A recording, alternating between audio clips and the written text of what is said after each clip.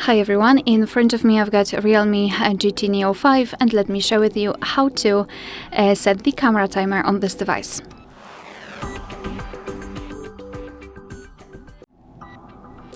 So let's begin with opening the camera app. And currently we are in the standard photo mode, so let's tap on this 3 bars icon in the right upper corner, and here we've got the timer option. So we've got off, 3 and 10 seconds delay. So just tap on the option you'd like to apply. It is, as you can see, immediately notified inside the shutter button.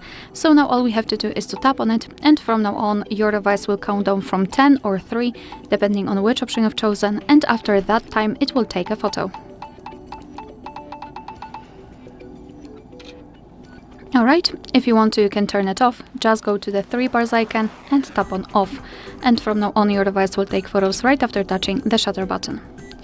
Alright, so that will be all. Thank you so much for watching. Please hit the subscribe button and leave the thumbs up.